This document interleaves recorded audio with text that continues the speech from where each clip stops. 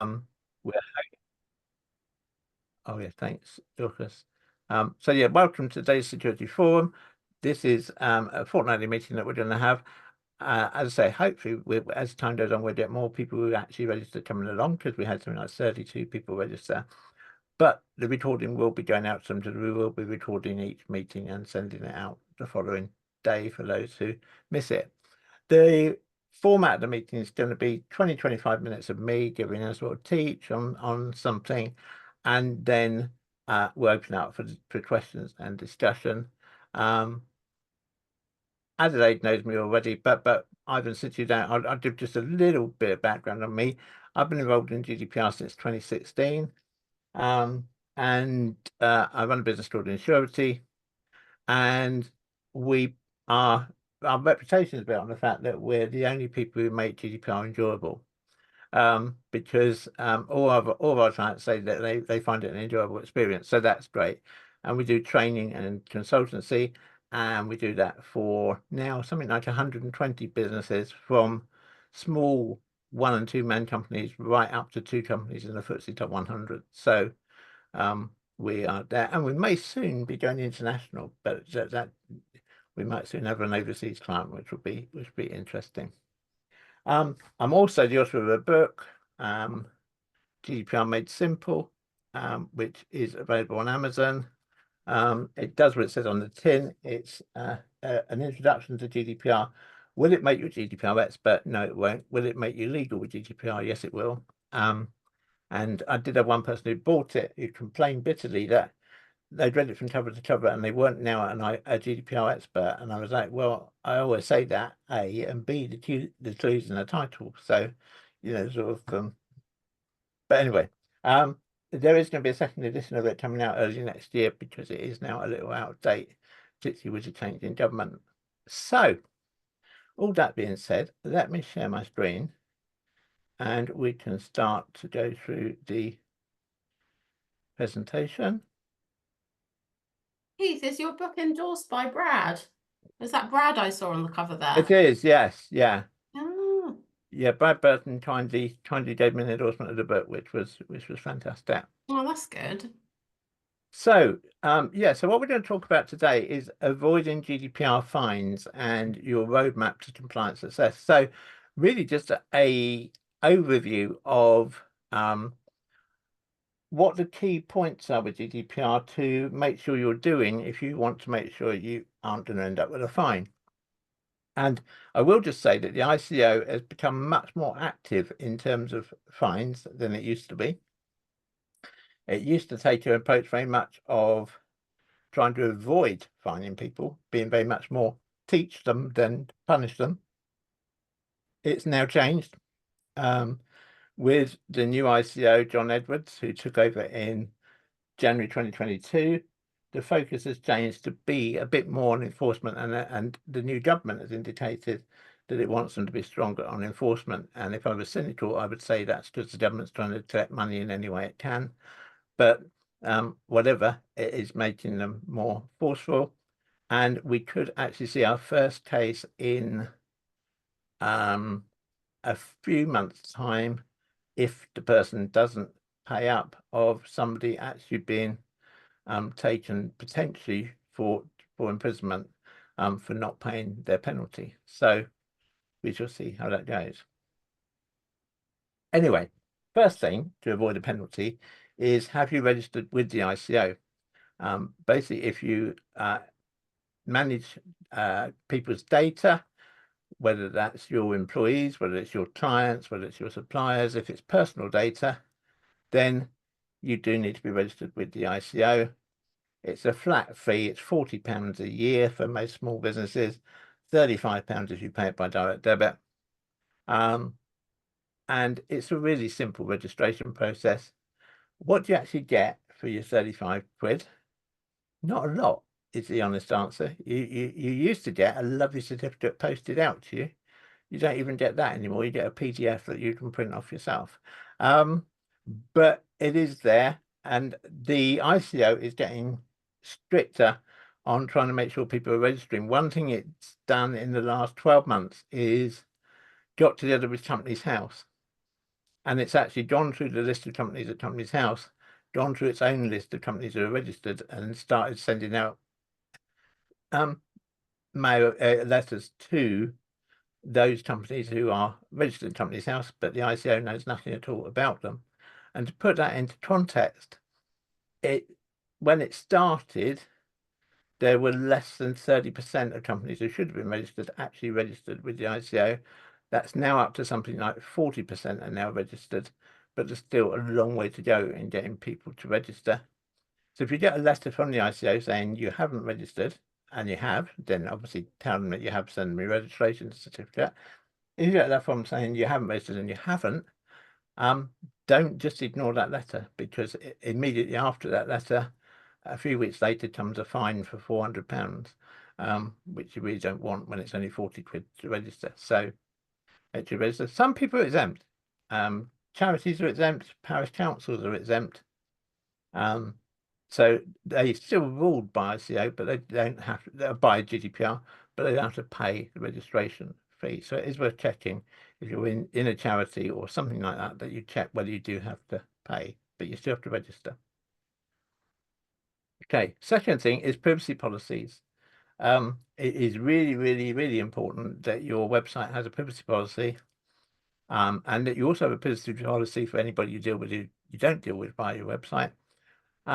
And that privacy policy is up to date. One of the telltale clues that I use to identify potential clients, and I'm sure the ICO uses to identify people who aren't up to date, is to look for privacy policies where they say this privacy policy is compliant with the Data Protection Act 1998. Well done, but you should now be compliant with the Data Protection Act 2018. And so, you know, if a privacy policy refers to 1998, it's a pretty good clue that people haven't updated it for quite a while, and probably haven't updated other policies too. Whether you call it a privacy policy or privacy notice, doesn't matter. The same thing. Some people call it one, some people call it the other. Do make sure that it is up to date. Do make sure, by the way, as well, that when your privacy policy is updated, that you put on it the date you updated it. Why is that important? Because the privacy policy that applies to someone's data is the privacy policy you had in force at the date they gave you that data. So if they give you your data today and you update your privacy policy tomorrow, the rules that apply are still what was in your old privacy policy. And as a part of that, the second part of that is when you update your privacy policy, don't delete the old ones. Make sure you keep them somewhere. So if someone does refer to them, you're able to look at them and see what they say. The other thing with privacy policy, the main thing is as well, is to mention about children. If your service isn't designed for children, if your website's not designed for children, just have a line in it that says we don't deal with children under the age of 16. It just makes life so much simpler for everybody, because if you do deal with children, then there are the rules that apply, because then you have to make sure your privacy policy is available in a form that a child of that age should understand, right down to the child of the age of 7. And trying to write a privacy policy for a child of the age of 7 is damn difficult. So if you don't have to do it, then don't do it. Next thing is data process mapping. This is something which the ICO has started to get much hotter on. It never used to worry too much about data process mapping, but now it is. Which is essentially saying, what data do I hold? And how do I process it? And why? And it's the and why bit that lots of people forget. Lots of people are good at saying, I collect this data from our customers, or I collect this data from our employees. And I do this with it. And then they forget to add the and why of why they do it. So, I mean, some things are obvious. Obviously, if you're paying your payroll to employees, that's obvious. But your why is still so that I can pay them and fulfill my contract with them. But if you've got data from a customer, then why? Why have you got that? What are you planning to do with it? The next thing is data retention schedules. And data retention schedules are again something which the ICO is getting hotter about, which is basically how long do you keep the data that you've got? So if you have employee data, you probably keep it till they're no longer an employee anymore, and another 2 years have gone by. Maybe you keep it to another 10 years have gone by. You can actually decide to keep it as long as you want, providing you can answer the and why. So why are you keeping it for that length of time? And the best example I have of this is one of my clients is Blackburn Rovers Football Club. And they keep all their player information for 100 years. Why do they do that? Twofold. One, in case somebody's writing the history of the club, or maybe just, excuse me, maybe just a history of the Football League or the FA Cup, and they want to know about who played in a certain game. But the other is because, and not a lot of people know this, I didn't know this, so I got involved with them, that if they sign a young person at the age of 14 into one of their junior teams, oh dear, my frog in my throat. If they employ a young person at the age of 14 in one of their junior teams, every time that person progresses through their career, whether it's been Blackburn Rovers or they move to other clubs, and even when they move into management, football management, the Blackburn Rovers get a share of their transfer fee.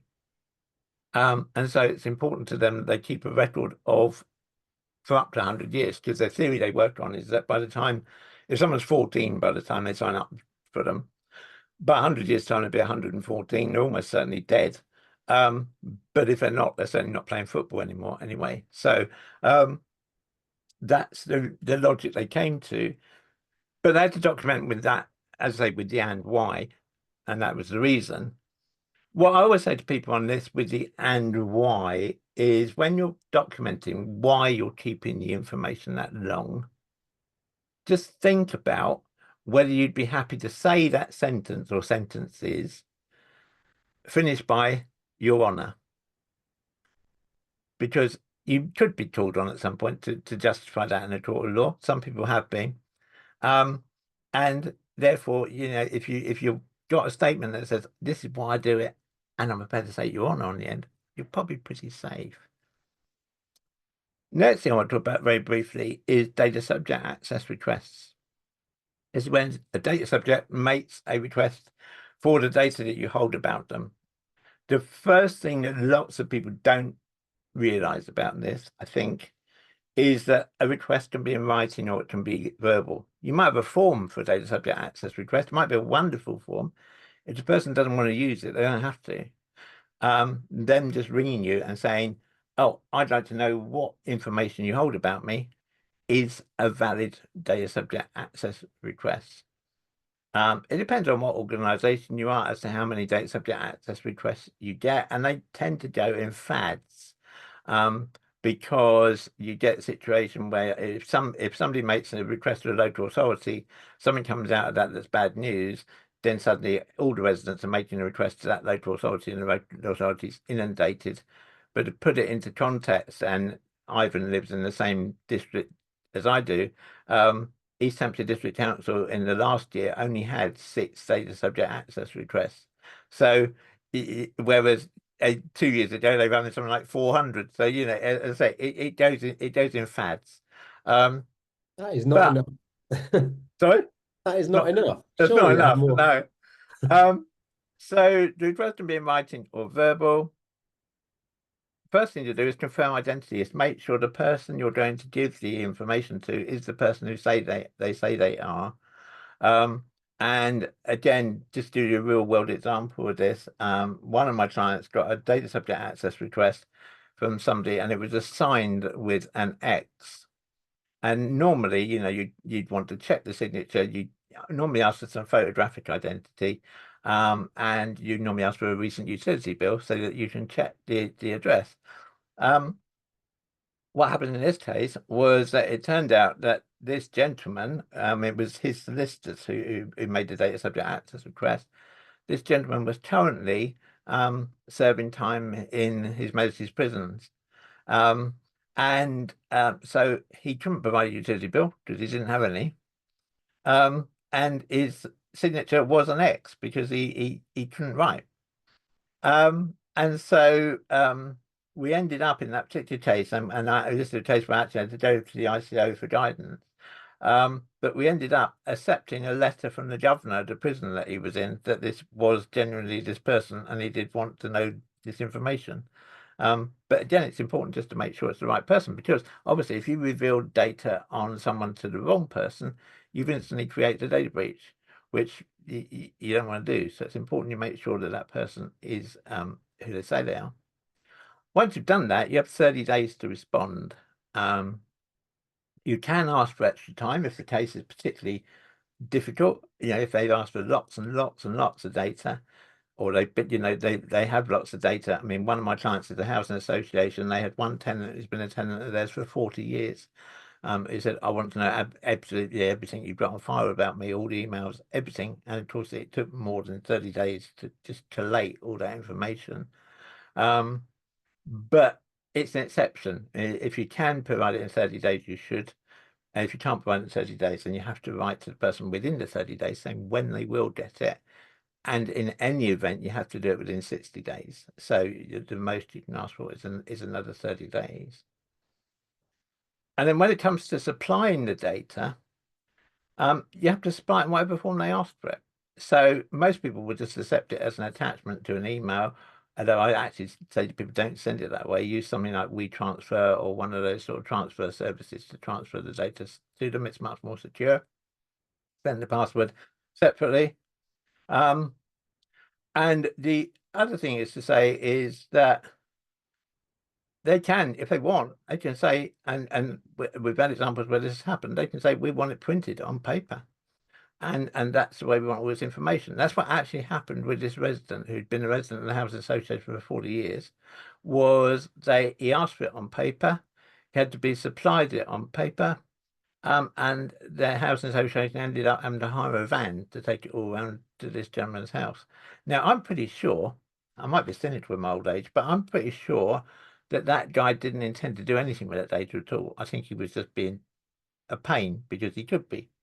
A good example as well of this, where it sometimes happens that people are a pain because they can be, which this applies to anyone.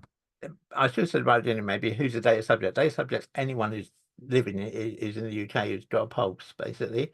If you're alive from the moment you're born to the moment you died, then you're a data subject. What happened to one of my clients? One of my clients is a school down in Portland in Dorset.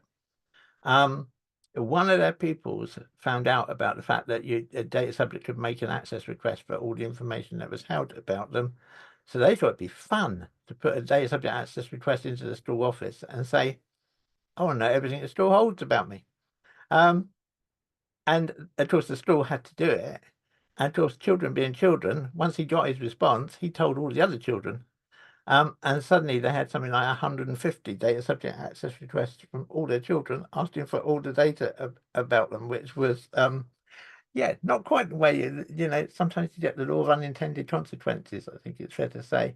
And just to say, I just want to say welcome to Chris, because I know Chris has just joined the meeting. He's the editor, his camera on, but I know Chris very well. So welcome to the meeting, Chris. And there will be a recording of the meeting, so you will get the bits that we've covered so far that you missed.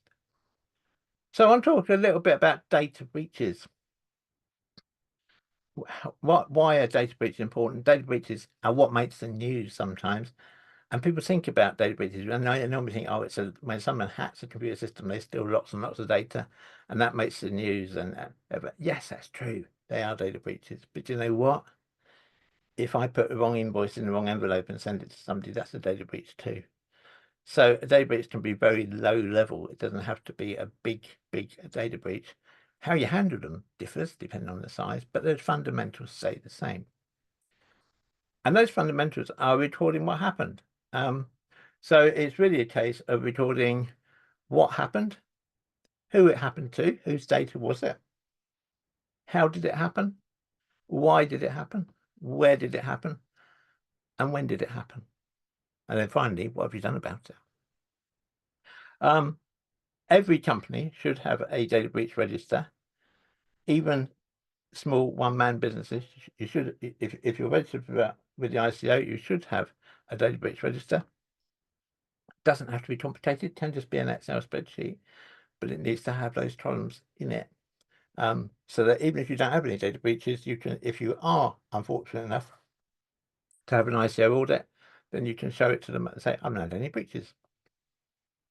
By the way, though, if you're a reasonable size, I've occasionally done this to see how companies are doing. If you're a reasonable sized company, say 20 odd people working for you, and you deal with 300 customers, and you show me your data breach register ever since GDPR came in 2018, and it says you've never had a data breach, I don't believe you. Because, as I say, very minor things can be a data breach. They still need to be recorded in the data breach register. But when you have a data breach, you have to decide whether to report it to the ICO. And I put in a check with DPO first. That's if you have a DPO, and that's going to be a discussion for another day. But either way, if you haven't got a DPO, check with somebody like me before you call the ICO. Because if you call the Information Commissioner's Office and you say, I think we've had a data breach, then in their eyes you have. Because the fact that you've thought you have to ring them means you probably have. You don't want to report it to the ICO if you don't have to, because it starts a whole chain of things in motion which you really don't want, because you end up having an ICO audit, and ICO audits are painful and they take lots of time. So don't report it to the ICO unless you have to. In my experience, for having done this, let's say for 8 years now, or 6 years since GDPR came in, 95% plus of data breaches that I'm aware of haven't needed reporting to the ICO. It's actually quite a high threshold. The threshold tends to be based on how many people's data have been involved and what data. If all you've lost is data that is probably out there in the public domain anyway, even if you've lost it for 1,000 people, you probably don't need to report it to the ICO. But if you've lost one patient's medical record from your surgery, you certainly do need to report it to the ICO. So I say it's always a judgment call. But that judgment call, you only have 72 hours to make it from when the data breach is discovered. So please don't do, for people like myself, so that we keep our sanity, please don't do what one of my clients did, which was they discovered they'd had a data breach at 5:20 on a Friday afternoon. They didn't actually ring me to tell me till 10 to 11 on the Monday morning. By which time a good deal of the 72 hours had already gone. So we didn't have a lot of time to decide whether it needed to be reported or not. Because the 72 hours is from when it's discovered. It doesn't stop. It doesn't care about weekends, doesn't care about Christmas, doesn't care about Easter. It's 72 hours. So you do have to think about making sure that you have a mechanism in place. If you have a data breach, that you will be able to report it. And then I want to talk just a little bit about privacy by design, because this is the way you solve a lot of issues, or you avoid a lot of issues, avoid a lot of potential penalties, is by putting privacy first. So when you're designing a new process of whatever you're going to do in your business, if it involves personal data, then think about privacy first. Don't design the whole process and then think, how do we shoehorn privacy into that? Actually think about it from day one. It does make life so much easier and so much simpler for people. But if you are introducing a new process and it does affect personal data, then you need to carry out something called a data privacy impact assessment. I'm not going to go through that today because we don't have time, but I will make that a subject of a separate forum meeting. You also have to think about how you keep the data secure. Hopefully we're all using passwords. Hopefully these days most of us are using two-factor authentication on things. But remember that GDPR applies to paper documents just as much as it does to computer data. So it's not just enough to lock your screen. Make sure you're locking your drawer on your desk as well. Because if you've got data in there that applies to people, you need to keep it secure. And then also, how do you restrict processing? How do you make sure, if you've got more than one of you in an organization, how do you make sure that people can only process the data that they have a legitimate right to process. So do think about that too. And then the final question really is, do you need a DPO? Do you need a data protection officer? I see a number of privacy policies, sometimes I suspect because they've been cut and pasted from someone else's, which I would say don't do. Of course, as with all legal documents, don't just copy a privacy policy from someone else's website, because your business is very different to theirs. And so it would doubtless be different. But some say our DPO is, and whoever. Most businesses, actually most small businesses, don't need a DPO. If you haven't got a turnover of more than £234,000, you haven't got more than 5 employees, and you don't process really sensitive data or a large volume of data, you don't need a DPO. So in your privacy policy, don't say our DPO is, say our data manager is, or any other term you want to think of, but don't use DPO. Don't say data protection officer if you don't need one, because the actual role of DPO, and I'm an external DPO for a number of organizations, as I say, including 2 in the FTSE Top 100, has legal ramifications, because if they're found to be in breach of GDPR, then not only can the firm be prosecuted, but I can be prosecuted too as an individual, because I'm their DPO. So don't call yourself a DPO if you don't have to, and don't have a DPO if you don't need one, because why would you? And so on that, then that's it for today. So I'm going to stop sharing the screen, and we can all come back in the room. And if anybody's got any questions for the next 10-15 minutes, I'll happily take them. It's great stuff. It's useful for me as someone who really didn't know that much about it. I don't think I've had a letter from the ICO personally. Right. What do you do, Ivan? I'm an architect. Ah, okay. I mean, it's relatively small amounts of data that I need, because the data on people, I suppose people who are doing building projects, I have the data on them, but Yeah. there's not many of them. No, sure, but you still got some. So, I've got some, yeah. So you know, I would say, for peace of mind, if nothing else, go on and register yourself for 35 quid, and Yeah. And just do it. Chris, Yeah. good to see you. I think he's put in the chat that his screen has got issues. Oh, right.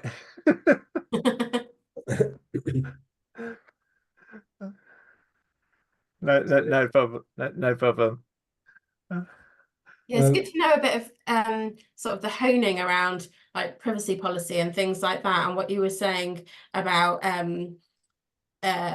under children under the age of 16, because I wouldn't have thought of putting that, but yeah, I'll definitely add it in. And what you were saying about the ICO, I did know, but only because I was absolutely inundated with information by a friend of mine who's got several businesses about the ICO, and but I wouldn't have had a clue about you know, the whole data breach malarkey, in terms of, you know, it's good to know not to get in touch with them unless you absolutely have to, because yeah, that could really open a can of worms, couldn't it? Yeah.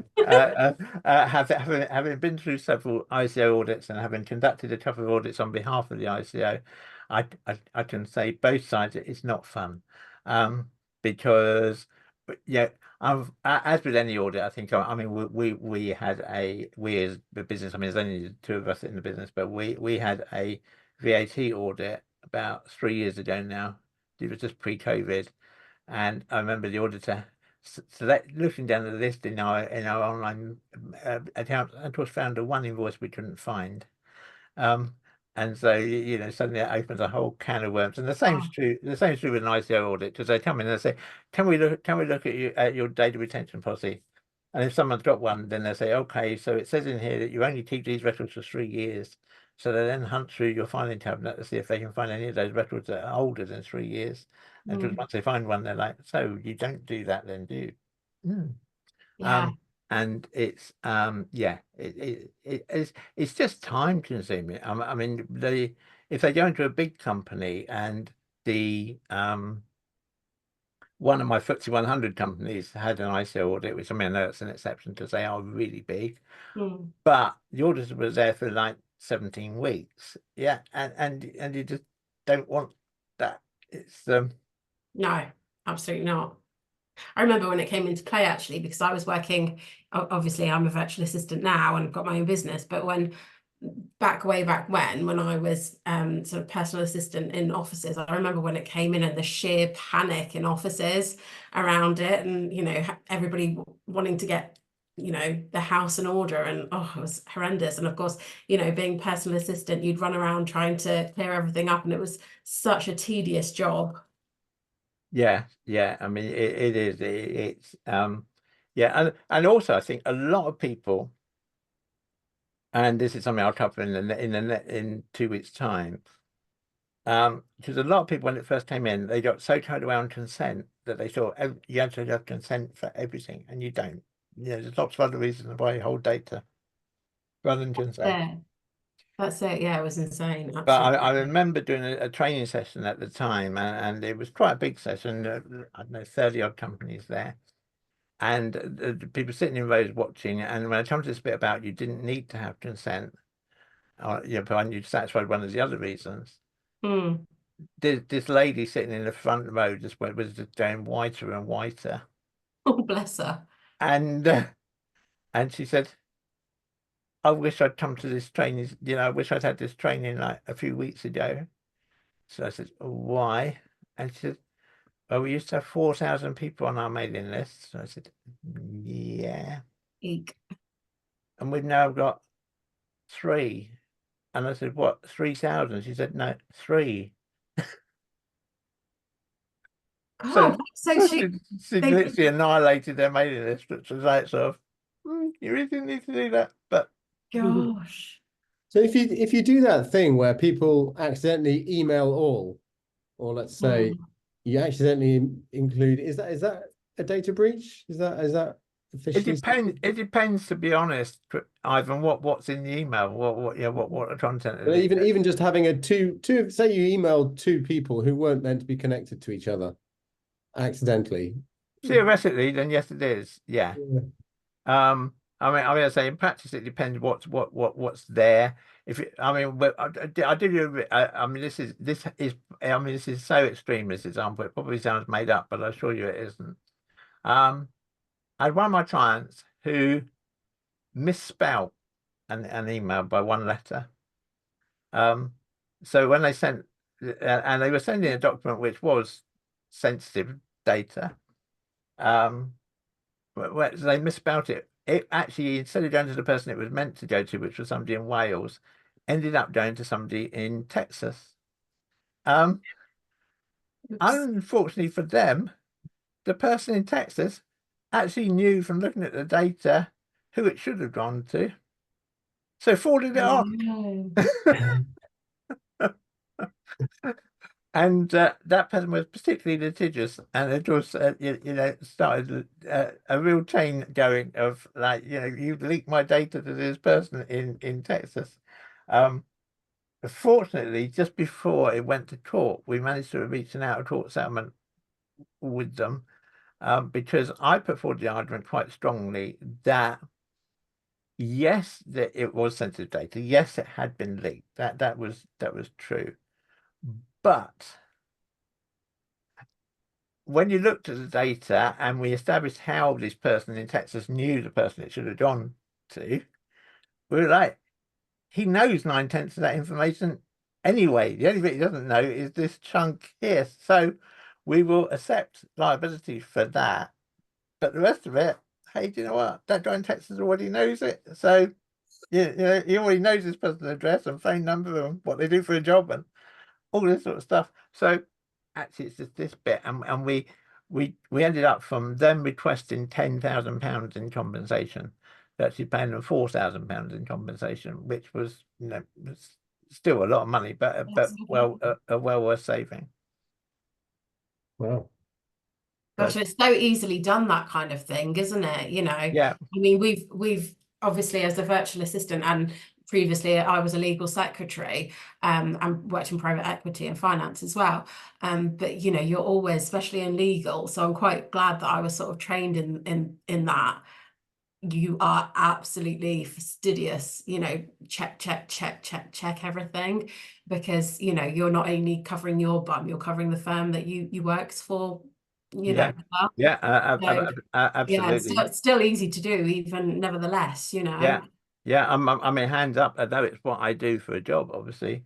I have on more than one occasion actually I mean, I'm pleased to say I think on only 2 occasions, but nonetheless on more than one, have accidentally sent the wrong thing to the wrong person. But in both cases, thankfully, nothing sensitive. Yeah. But yeah, I think everyone has. You know, I did very early on, and yeah, I mean, it was fine, but yeah, it wasn't ideal. It was meant to be an internal thing that ended up being external. So, but yeah, I think everybody has. It's all those the names where they have a very common name, and your email can easily kind of flip onto someone that it wasn't meant to. Yeah, and of course part of that as well is, I mean, I know all the manufacturers will say it's helpful, but particularly on phones, of course, it tends to once you start typing something, it auto completes the rest of it, and you think, oh yeah, that's the one, and and it's gone, and like, oh no, it wasn't the one. Yeah, it is very easy to do, of course it is, and none, you know, it will always happen. I think you know, much as the only other thing I would say briefly about the ICO, just by the way, which I should have meant to say as we're going through, is the new government, the new Labour government, has put forward a proposal to change the ICO slightly, in that at the moment all the power rests in John Edwards. It all rests in his hands. So when there's a major data, I mean, obviously in minor data breaches he doesn't get involved because he wouldn't have time. But in any significant data breach, the penalty very much lays in his hands. He is a quasi-judicial role. The new government is proposing to replace the one person with a committee of people, which actually I and lots of others in the industry actually welcome. We think it's a good idea. And actually, the good news is that John Edwards, the current ICO, actually thinks it's a good idea too, because he doesn't particularly enjoy having sole responsibility for those decisions. So I think, obviously, it's independent who they appoint to the committee, and I really hope they don't make the committee too big, because otherwise that could have totally the reverse effect of what we're hoping. But I think if they can make a committee of 3 or 4 people, that could actually be really beneficial. Yeah, definitely. But yes, it's such an intricate subject, isn't it? Yeah, there's lots of little gotchas, and you know that's obviously that's why people like myself are around. But I'm conscious it is almost 1:45. I said we would keep the meeting to less than 45, around 45 minutes. So just want to say, Ivan, Adelaide, and Chris, thank you very much for coming along to this inaugural meeting of the forum. Hope I haven't scared you off, and Thank you. No, very useful. Yeah, really useful. And you will come back. Dorcas has been taking notes, and we'll try and send out the replay tomorrow. And other than that, I'll see you in 2 weeks' time. But if you have any ideas, by the way, things you'd like me to cover, then please always do feel free to drop over myself or Dorcas a line, and we will do our best to incorporate them into future episodes. I think my only question, I mean, maybe for another time, is websites. What the actual requirement is, what you need to say and what you don't need to say. Yeah, we can certainly do that in a future one, Ivan. Yeah, no problem. Can you make a note of that, Dorcas, and we will we'll try and it came up. It was a bit of interesting debate I had where someone was arguing that you should do this, and someone else was saying you shouldn't. The one that's causing a lot of controversy at the moment is this whole issue about having cookie bars on your website and having to have a button that you click and you say yes, I accept it, and Matt Strems, who is a name here if you're in the data space, you know, if you're outside the data space you probably don't, but he has been a proverbial pain in the butt since Adam was a boy. And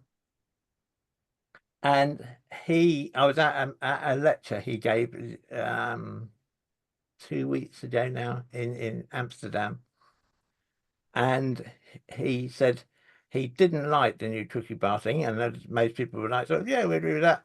But his argument was it should be tougher, because his argument was because under GDPR there is an overarching principle that anything that you can give has to be just as easy to take away. His argument was that the bottom of the bar, cookie bar, should be permanent. And so even when you click it, it should change from then saying, I do accept cookies, to saying, I don't want your cookies anymore. Fair to say, he did not get a very good reception from the room on that. So I'm hoping he read the room and will drop that idea. But knowing Max, I wouldn't be so sure. Because Max, as a Max Rems is, yeah, he's the eternal difficult person. Fair to him, lots of people give him money, so lots of people obviously agree with some of his arguments. But yeah,